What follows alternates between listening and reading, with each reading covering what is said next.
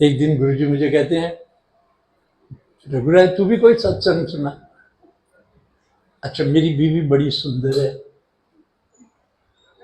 तो मेरी बीवी जो है वो गुरुजी की इतनी दीवानी,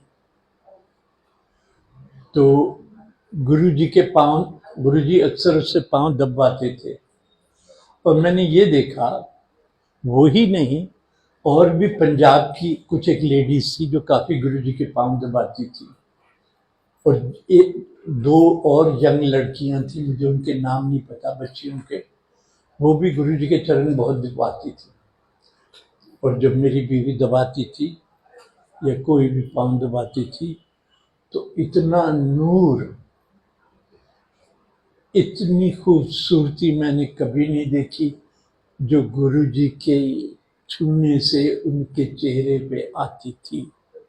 तो मैंने कहा गुरुजी मेरी बीवी तो सुंदर है, मुझसे प्यार करता हूँ, लेकिन पता चला मेरी बीवी तो किसी और से प्यार करती है। कहते कंजर ना होता।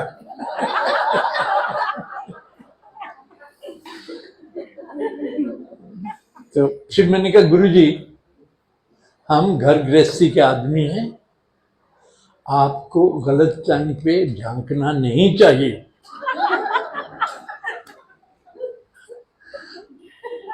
और गुरुजी में इतनी ह्यूमर और प्यार होता था कि आप ह्यूमर से शुरू करें तो गुरुजी का दिल लूट लें।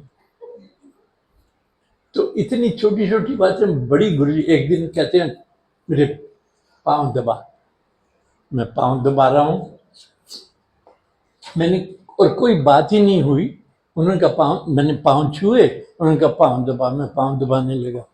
मुझे कहते हैं तू कहाँ जा रहा है, मैंने तो कोई बात ही नहीं कि मैं जा रहा हूँ कहीं, आपने कहा पांव दबा, मैं पांव दबा रहा हूँ। तो पता तो उनको सब रहता था ना, जो मैं आपको बताया कि जिसका जो था, जिस पे आंख डालते थे उनको पता था कि क्या इनके अंदर हो रहा है। किथे जा रहे हैं, मुझे अंदर से हंसी आई। मैंने कहा गुरुजी मैं बॉम्बे जा रहा हूं। फिर थोड़ी देर में की करन जा रहे हैं,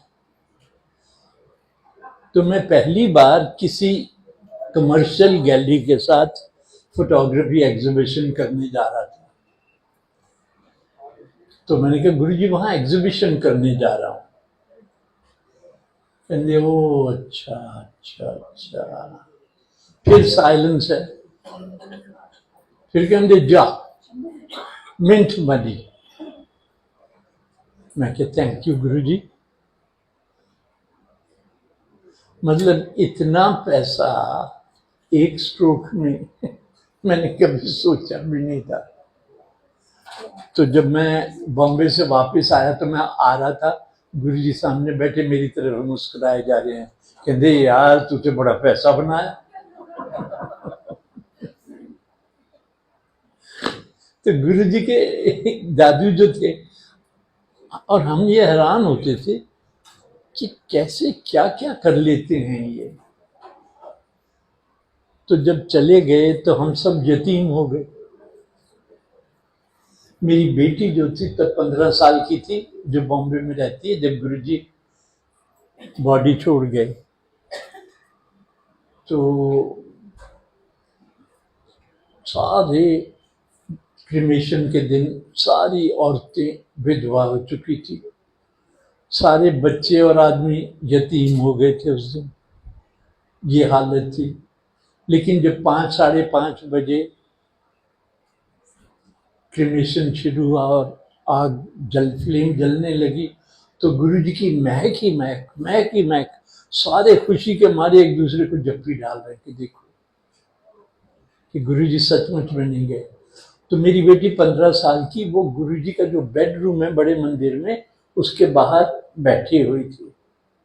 तो 7-8 बज गए, सब कुछ हो चुका था। तो हमने कहा चलो बच्चे घर चले। कहती नहीं पापा, I'm not going anywhere. I said, why not, baby?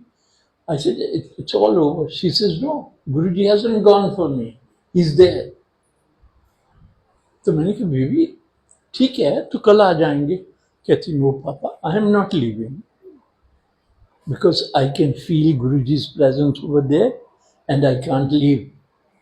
तो वहाँ पे 4-5 पुरानी संगत की लेडीज खड़ी थी।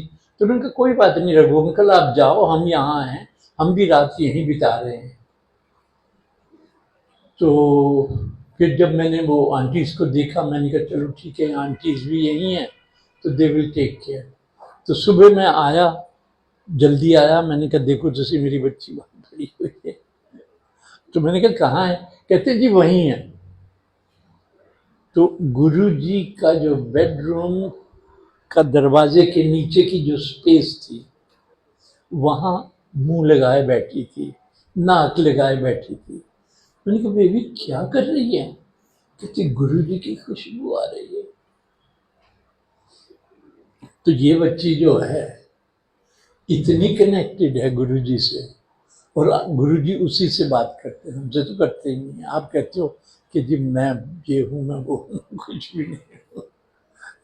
और नई संगत, ऐसी ऐसी संगत की ऐसी ऐसी कहानियां हैं कि सुन के मुझे तो जेलसी होती है। अब वो भी जेलसी भी करनी बंद कर दी। 1 दफे करें, 10 दफे करें, 20 दफे करें, गुरुजी कब तक करें? आप सोचो ना। तो बात वही है कि किसी का कोई हक नहीं है।